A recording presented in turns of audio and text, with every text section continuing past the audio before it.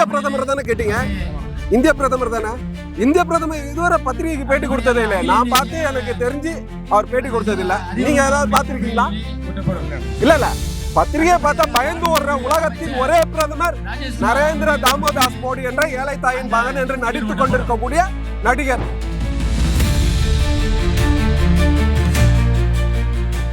அந்த இடத்துல பாரதிய ஜனதா கட்சி சொல்லியதை தீரணும். அது பாரதிய ஜனதா கட்சியினுடைய அமைச்சர்கள், அரசு இவருடைய ஒத்துழைப்பு இல்லாமல் இவ்வளவு பெரிய ஒரு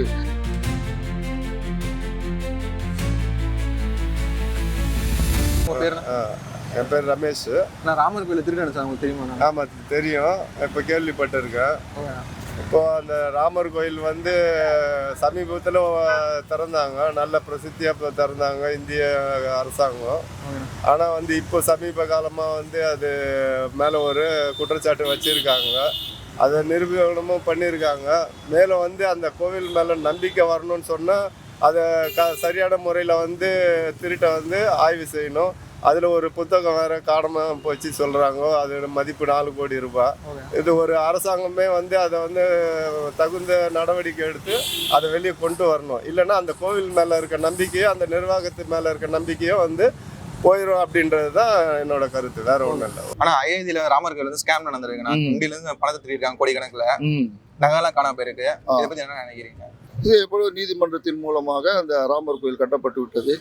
கட்டப்பட்டு விட்ட பிறகு அதை புனிதமாக சொல்லி ஏழை எளிய மக்கள் கூட அந்த கோயிலுக்காக 1 ரூபாயும் கொடுத்துருக்காங்க, 1000 ரூபாய் கொடுத்தோம், 10,000 ரூபாய் கொடுத்துருவோம். அவங்களுடைய பொருளாதார சூழ்நிலை கொடுத்துருவோம். ராமர் மீது வைத்திருந்த அந்த பக்தி காரணமாக கொடுக்கப்பட்டதை தவிர்த்த ஒரு பாரதிய ஜனதா கட்சி என்பதற்காக கொடுத்தல. ராமர் மீது வைத்த பக்தி என்பது அது வந்து கட்சிக்கு அப்பாற்பட்டது. எல்லா மக்களும் இருப்பாங்க, எந்த கட்சியில் இருந்தாலும் ராமர் பக்தர்கள் இருப்பார்கள், அவர்கள் அந்த மதத்தை சார்ந்து. அப்படி எல்லா அது இந்து மத ஒட்டுமொத்த கட்சிக்கு அப்பாற்பட்டு சொந்தமான அந்த கோவிலில் மிகப்பெரிய கோடிக்கணக்கான அளவுக்கு இன்றைக்கு மிகப்பெரிய ஸ்கேம், அதாவது ஊழல் நடந்திருக்கிறது என்று உள்ளம் குதிக்கிறது. இதை முதலில் சொன்னவர்னா பாரதிய ஜனதா கட்சி உத்தரப்பிரதேச முதல்வர் மரியாதைக்கு யோகி ஆதித்யநாத் அல்ல, அங்கே எதிர்கட்சி தலைவர் மரியாதைக்கு அஜித் யாதவ் தான்.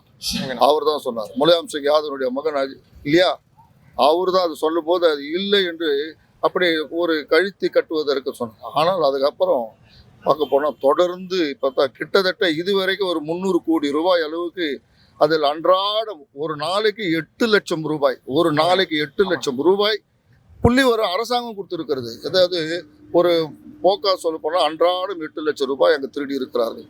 அந்த திருடி என்ன பண்ணிருக்காங்கன்னா ஷேர் மார்க்கெட்டில் போட்டிருக்காங்க, வட்டிக்கு விட்டுருக்காங்க, அதை லாட்ஜு கட்டியிருக்காங்க, பல பங்களாக்கள் கட்டி அதெல்லாம் பணம் சம்பாதிச்சிருக்கிறாங்க. எல்லாரும் கூட்டு கொள்ளை அடித்திருக்கிறார்கள். அதனுடைய ராமர் ஜென்ம பூமியினுடைய அந்த பொதுச் செயலாளர் சம்பத் ராய் என்பவர் அவர் விலகிட்டார், அப்போ தலைவர் விலகிட்டார். இப்படியெல்லாம் அந்த ஊழல் வந்துட்ட பிறகு பதவியிலிட்டு ஓடுகின்றவர்கள் அதிகமாக இருக்கிறார்கள். இதெல்லாம் எண்ணி பார்க்கும்போது இது மிகப்பெரிய ஆழமான ஒரு 1000 அடிக்கு ஆழம் அந்த ஊழல் இறங்கி இருக்கிறது என்பது தெரிந்து போயிருக்கிறது. இது மிகப்பெரிய அந்த இடத்துல பாரதிய ஜனதா கட்சி சொல்லியதை தீரணும். அது பாரதிய ஜனதா கட்சியினுடைய அமைச்சர்கள், அரசு இவருடைய ஒத்துழைப்பு இல்லாமல் இவ்வளவு பெரிய ஒரு ஊழல் நடந்திருக்காது என்பது இது ராமர் கோவில் என்று சொல்வதை விட இந்தியா முழுவதும் ராமர் பக்தர்கள் வந்து ஆரம்பத்தில் புராண காலத்திலிருந்து இது அனைத்து பக்தர்களுக்கும் மிகப்பெரிய மிகப்பெரிய மனசுல பெரிய கஷ்டம் ஏற்பட்டிருக்கிறது. என்னடா இந்த மாதிரி பண்ணிட்டானுங்களே, அது ஒரு புனிதமான இடத்துல இருக்குது, அது வந்து திருடுவதற்கு கணிதம் போட்டு கணக்கு போட்டு இது மாதிரி பண்ணியிருக்கிறாங்களே. இதுவரைக்கும் 9 பேரை கைது செய்திருக்கிறார்கள். இந்த மிகப்பெரிய அரசியல் புள்ளிகள்லாம் இருக்கிறது என்பதுதான் ஆழமாக சொல்லுகிறது. ஆனால் அந்த அரசியல் ரீதியாக அப்படி அவர்களை கைது செய்தானால் வருகின்ற தேர்தலில் மிக நெருக்கமாக அடுத்த வருஷம் உத்தரப்பிரதேச தேர்தல் நடக்கிறது. இது மிகப்பெரிய தேர்தல், அது பாதிக்கும் என்ற காரணத்தினாலே இதில் அரசியல் விளையாடுகிறது என்று சொல்லி எங்களுடைய இளைஞர் எழுச்சி தலைவர் மரியாதைக்குரிய ராகுல் காந்தி அவர்கள் அந்த நம்பிக்கை நட்சத்திரம் அவரும் அஜித் யாதவும் அது மிக மும்முரமாக அந்த ஊழலை வெளிக்கொண்டுவதற்காக வெளிச்சம் போட்டு காட்டுவதற்காக மும்முரமாக இறங்கி இருக்கிறால். பல்வேறு வகையிலே அங்கே இருக்கிறவங்களே சொல்லியிருக்கிறாங்க, அயோத்தி மேலே வைத்திருந்த ஒரு மதிப்பு மரியாதை இப்படிப்பட்ட ஒரு கீழான மனிதர்களால் அது தரம் தாங்கி இருக்கிறது என்றாலும் கூட எத்தனை ஊழல் நடந்தாலும் அத்தனை ஊழலும் ஒரு தொல்பொருள் ஆராய்ச்சியில் தோண்டி எடுப்பதை போல அந்த ஊழலாம் தோண்டி எடுத்த மக்கள் முன் வைப்பது என்பது பொதுவாக அரசியல் அப்பாற்பட்ட ஒரு கடமை என்பது அதை கண்டுபிடிக்க வேண்டும் என்று நாமும் கேட்டுக்கொள்கிறோம். ஆனா பிஎம் இதை பத்தி எதுவுமே பேசலன்றாங்க. பிஎம் இதுவரைக்கும் பேசல. அந்த ஊழல் வந்த உடனே வெளிநாட்டுக்கு போயிட்டாரு. இதுவரை அவர் எதுவுமே பேசுறது கிடையாது. ஆனால் இது ராமர் ஜென்ம கோவில் கூட பேசாது இருக்கிறது என்பது மிகப்பெரிய ஒரு அழுத்தத்தை ஏற்படுத்தும். மிகப்பெரியது அரசியலுக்கு அப்பாற்பட்ட மிகப்பெரிய ஒரு மன வருத்தம். இப்படி நடந்திருக்க கூடாது, நடந்தது நாங்கள் கண்டுபிடிக்கிறோம் அப்படியாவது சொல்லணும் இல்லையா? பிரதமர் அவர் அயோத்தி கோயிலுக்கு அப்பப்போ போவார் வருவார், அதை பற்றி நம்ம அதில் நம்ம இது பண்ணல. ஆனால் அங்கே இப்படிப்பட்ட ஒரு ஸ்கேம் நடந்திருக்குதுன்னா கோடி கணக்கில் நடந்துடும். இப்போவே 300 கோடி சொல்லியிருக்காங்க, ஆனால் அது 800 கோடி வரைக்கும் போதுன்னு சொல்கிறாங்க. அந்த அளவுக்கு ரொம்ப ஆழமாக இருக்குது. ஆனால் ஒரு பிரதமர் அதை பற்றி பேசாமல் இருப்பது என்பது அது ஏற்றுக்கொள்ளக்கூடியதில். எதற்குமே அவர் பேசுறதில்லை. ஆனால் இந்த ஊழலை பற்றி பேசினார்னா தன்னுடைய உருவம் வெளிப்பட்டு விடுமோ. நான் ஒரு ஊழல்வாதி அப்படி சொல்லலை. ஆனால் ஊழலை பற்றி பேச வேண்டிய கடமையும் பொறுப்பும் ஒரு பிரதமருக்கு உண்டா இல்லையா? இது வரைக்கும் பேசவில்லை என்பது மிகப்பெரிய ஒரு வருத்தத்தை உருவாக்கி இருக்கிறது. ஆனா பாத்தீங்கன்னா அயோத்தி ராமர் கோயில் வந்து ஸ்கேம் நடந்திருக்கு. பல கோடியில கொள்ளையடிச்சிருக்காங்க, திருடி இருக்காங்க. இதை பத்தி என்ன நினைக்கிறீங்க? இந்த கூட்டம் இந்தியாவை கொள்ளையடிப்பதற்காக வந்திருக்க கூட்டம். அவர்கள் செய்யக்கூடிய அந்த மத அரசியலும் கொள்ளையடிப்பார்கள். கொள்ளையர்களை தான் அங்க பணி நியமனமே செய்வார்கள். அவர்களுடைய தகுதியே என்ன தெரியுமா? மத்திய அரசுடைய தகுதி என்னன்னு சொல்லட்டுமா?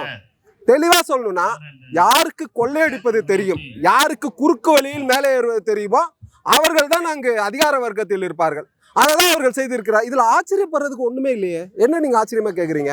இந்த கூட்டம் வந்து கொள்ளை கூட்டம். நாம வெள்ளையர்களை விரட்டி அடிச்சோம், இன்னைக்கு கொள்ளையர்களை விரட்டி அடிக்கிறதுக்காக காத்துக்கிட்டு இருக்கோம். பிரதமர் எதை பத்தி வாயை திறந்திருக்காரு எனக்கு சொல்லுங்க. இல்ல, பிரதமர் எதை பற்றி வாயை திறந்திருக்காரு? ஏதாவது ஒரு விஷயத்தை பத்தி வாயை திறந்திருந்தாருன்னா நீங்க சொல்லலாம். அவர் மைக்க பார்த்தால மிரண்டு ஓடக்கூடிய ஒரு பிரதமரை நாம கொண்டு இருக்கோம். இந்திய பிரதமர் தானே கேட்டீங்க? இந்திய பிரதமர் தானே. இந்திய பிரதமர் இதுவரை பத்திரிகைக்கு பேட்டி கொடுத்ததே இல்லை. நான் பார்த்து எனக்கு தெரிஞ்சு அவர் பேட்டி கொடுத்தது இல்லை. நீங்க ஏதாவது பார்த்திருக்கீங்களா? இல்ல, பத்திரிகையை பார்த்தா பயந்து ஓடுற உலகத்தின் ஒரே பிரதமர் நரேந்திர தாமோதாஸ் மோடி என்ற ஏழை தாயின் மகன் என்று நடித்துக் கொண்டிருக்கக்கூடிய நடிகர். அவரை நீங்க பேட்டிலாம் அவர்கிட்ட எதிர்பார்க்காதீங்க. நடக்கக்கூடிய தவறுகள் குறித்து பேசக்கூடிய அளவிற்கு அவர்கிட்ட திறமை இருக்கானா? கிடையாது. இதுக்கு மேல வேற என்ன வேணும்னு நினைக்கிறீங்க? உங்க எதிர்பார்ப்பு தவறு, எதிர்பார்ப்பை மாற்றிக்கோங்க. அயோத்தி ராமர் கோயில்ல திருடு போயிருக்காங்க. அது வந்து இந்தியாவுக்கே தெரியுது. அங்கே கொள்ளை நடக்கிறது தெரியுது, அங்கே ஊழல் நடந்தது தெரியுது. அறக்கட்டளைன்ற போர்வையில் மக்களை ஏமாற்றிட்டு இருக்கு தெரியுது. அங்கே இருக்கிற நகைகள்லாம் வந்து திருடு போயிருக்குது. இதை பிரதமரும் கண்டுக்கல, லோக்கல் முதலமைச்சரும் கண்டுக்கல. அதை அதனால வந்து சட்டம் ஒழுங்கு அங்கே சீரழிஞ்சு போச்சுன்னா அதுக்கு அர்த்தம் அங்கே இந்து அறநிலைத்துறைன்னு ஒரு துறையே இல்லைன்றது தான் அங்கே அர்த்தம். ஏன்னா பிரதமர் மூலமாக தான் அந்த கோயில் உருவாக்கப்பட்டது. அந்த கோயில் உருவாக்கப்பட்ட காலத்திலிருந்து தனியார்கள் தான் அதை பண்ணிக்கிட்டு இருக்காங்க, தவிர அரசு பண்ணலை. அதனால அந்த அரசினுடைய நிர்வாகத்துக்கு அது வரணும். அது வந்து போலீஸ் கட்டுப்பாட்டில் வரணும். குறிப்பாக சொல்லப்போனால் அயோத்தியில் வந்து மிகப்பெரிய ஒரு கோயில்னாக்கா அந்த கோவில் தான் ராமர் கோவில். ராமர் கோவில் வந்து உருவாவதுக்கு காரணமாக அந்த எத்தனையோ கர சேவகர்களுடைய எண்ணங்கள் இன்னைக்கு புறக்கணிக்கப்பட்டிருக்கு. இன்னைக்கு தமிழ்நாட்டிலேருந்து 5000 கர சேவகர்கள் போனாங்க அந்த கோயில் கட்டுறதுக்காக. அப்படியெல்லாம் பண்ண அந்த கோவிலில் இன்னைக்கு கொள்ளையடிச்சிட்டு இருக்கிறத நம்மளால தாங்க முடியல. என் மன வருத்தமாக இருக்குது. ஏன்னாக்கா அயோத்தியை பொறுத்த வரைக்கும் என்னன்னாக்கா மிகப்பெரிய தொழிற்சாலைகள் இருக்கிற இடம், அது பெரிய பெரிய செல்வந்தர்கள் இருக்கிற இடம், ஒரு புனிதமான இடம். அந்த இடத்துல வந்து அறக்கட்டளை பேரை சொல்லி, குறிப்பாக ராமருடைய பேரை சொல்லி அந்த இடத்துல ஏமாத்திக்கணும், கொள்ளையடிச்சுன்னு இருக்காங்க. அது வன்மையாக கண்டிக்கக்கூடியது. இதை நம்மளுடைய பாரத பிரதமர் கண்டும் காணாமல் இருக்கிறது மனவேதனையை தரக்கூடியது. இதை நாங்கள் மிகவும் வன்மையாக கண்டிக்கிறோம். ஆனால் பார்த்தீங்கன்னா அயோத்தி ராமர் கோயில் வந்து திருட்டு போயிருக்குண்ணா. அயோத்தி ராமர் கோயிலில் எனக்கு கோயில் உண்டியில் திருடு போச்சுன்னு நீங்கள் சொன்னீங்க இல்லையா? ஓகேண்ணா. அதனால வந்து ஒரு கோயில் உண்டியில் திருடுறதுன்றது வந்து ஒரு கேவலமான ஒரு விஷயம். காரணம் என்னன்னா, கோயிலில் என்ன பண்ணுறாங்க, பக்தர்கள் அந்த கோயிலுக்கு ஒரு காணிக்கையாக கொடுக்குறாங்க. அந்த காணிக்கையாக கொடுக்குறது என்ன பண்ணணும், அது கோயில் எண்ணிக்கைக்குன்னு ஒரு குழு இருக்கும். அந்த குழு என்ன பண்ணணும், அன்னைக்கு ஒரு தேதி வைப்பாங்க. எந்த ஒரு கோயில்லையுமே கோயிலில் போடுற உண்டியில் போடுற காசு வந்து அங்கே ஒரு குழு இருப்பாங்க, அரங்காவலர் ஏதாவது ஒரு ஆள் இருப்பாங்க. அவங்க சொல்லுவாங்க, இந்த தேதியில அந்த கோயில் உண்டிகை எண்ணணும், உங்களுக்கு 3 வேளை சாப்பாடு உண்டு. கோயிலில் காசு எண்ணும் போது என்னென்ன எண்ணிக்கை இருக்கோ அதை மொத்தமும் பேங்க் தான் எடுத்துகிட்டு போவாங்க. அதுக்கு உங்களுக்கு ஒரு 1000 ரூபா 500 ரூபா உங்களுக்கு வருமானமும் கிடைக்கும். நீங்கள் என்னதான் ட்ரஸ்டில் இருந்தாலும் அன்னைக்கு ஒரு நாள் நீங்கள் செலவு பண்ணி இங்கே வரீங்க இல்லையா, அதனால அந்த போக்குவரத்து செலவோ எதுவாக இருந்தாலும் இருக்கலாம் உங்களுக்கு ஒரு 1000 ரூபா நாங்கள் கொடுக்குறோம், அதுக்கு நீங்கள் வரணும்னு சொல்லிடுவாங்க, அதுக்கு சீலும் வச்சுடுவாங்க. இதுதான் இந்தியா இருக்க எல்லா கோயில்கள்லையும் அப்படிதான் நடந்துட்டு எல்லா கோயில்லையும். ஆனா இங்க வந்து பாத்தீங்கன்னா பிரைவேட் கையில கொடுத்துருக்காங்க ட்ரஸ்டியை வந்து, கவர்மெண்ட் இல்ல பிரைவேட்ல கொடுத்துருக்காங்க. இந்த மாதிரி திருடு போயிருக்கு. ஆனா கவர்மெண்ட் பாத்தீங்கன்னா பெருசா நடவடிக்கை எடுக்கல. கவர்மெண்ட் வெளிய வந்து பேசாத பத்தி. தனியார் மயமாக்குறது பிரச்சனை இல்லை, அது திருட்டு மயமாயிடக்கூடாது. கரெக்டுங்களா? இப்போ தனியார் மயமாக்கும் போது என்ன ஆகுது, தனியார் என்ன பண்றாங்க, கவர்மெண்ட்லேருந்து ஒரு டெண்டர்லேருந்து தனியார் ஒரு கமிஷன் எடுத்துக்கிறாங்க. கமிஷன் எடுத்து அதுக்கப்புறம் அந்த எம்ப்ளாயிஸ்க்கு போது பார்த்தா இங்கே வாங்குற 15,000ங்கிறது 5,000 ரூபா ஆகுது. அப்போ அவங்க என்ன யோசிப்பாங்க, எனக்கு 15,000 ரூபா கிடைக்கணும் போது வெறும் 5,000 கொடுத்து ஏமாத்துறீங்களே, அந்த ஒரு ஏமாற்ற எண்ணம் வருது இல்லையா? அப்போ என்ன சொல்லணும், முன்னுக்கு நான் எண்ணிக்கை கொடுக்கறத விட நான் எடுத்துன்னு போயிடுறேன் எங்கள் வீட்டுக்கு, கேட்டால் எங்கள் வீட்டுக்கு நான் ஒரு கோயில் கட்டுறேன், அந்த கோயிலுக்கு நான் எடுத்துகிட்டு போகிறேன் அப்படின்ற ஒரு தவறான நோக்கத்தோடு அவங்க செய்கிறாங்க. அது ரொம்ப தப்பு. உங்களுக்கு வேணுமா, நீங்கள் கோயில் கட்டணுமா, அதை நீங்கள் முதலையாக போயிட்டு இந்து அறநிலையத்துறை அதில் போய் ரிஜிஸ்டர் பண்ணி எனக்கு இந்த கோயில் கட்டுறாங்க, எனக்கு ஒரு நிதி வேணும், எனக்கு சென்ட்ரல் கவர்மெண்ட்லேருந்து ஒரு அப்ரூவல் வேணும், அந்த அப்ரூவல் வாங்கிட்டு நீங்கள் செஞ்சீங்கன்னா தாராளமாக நீங்கள் கோயில் கட்டலாம், தப்பு கிடையாது. ஆனால் ஒன்றே ஒன்று, அந்த இருக்கிற கோயிலை பாதுகாக்கிறது யார்? கரெக்டாங்களா? இவ்வளோ பெரிய கோயிலே, ராமர் கோயிலே திருடு நடக்குதுன்னா, இதுக்கு முன்னாடி ஒரு சம்பவம் நடந்தது, உதாரணத்துக்கு சொல்கிறேன். திருப்பதியில் கோயிலில் டைமண்ட் திருடு போயிருக்கு. ஓகேண்ணா. கரெக்டுங்களா? டைமண்ட் அது கிட்டத்தட்ட 5 கோடி ரூபா ஒருத்தர் டைமண்ட். ஒரு அங்கே பார்த்தீங்கன்னா அங்கே இல்லாத சிசிடிவி கேமரா இல்லை, இல்லாத பாதுகாப்பு இல்லை, எல்லாம் இருந்துமே 5 கோடி ரூபா டைமண்ட் திருடு போயிருக்கு. அப்படின்னும் போது அந்த திருட்டு பண்ணாங்க இல்லையா, கண்டிப்பாக யாராவது ஒருத்தர் உடந்தையாக இருப்பாங்க. தனியாக ஒரு ஆளால் அந்த உண்டியலை தூக்கி வெளியே போக முடியுமா? ஆனால் என்னன்னா சென்ட்ரல் கவர்மெண்ட் வந்து நடவடிக்கை இன்னும் பெருசாக எடுக்கலண்ணா. இதுவுமே கைது பண்ணியிருக்காங்க. ஆனால் என்னன்னா இன்னும் வந்து அதை பற்றி முழுசாக தகவல் சொல்லலை.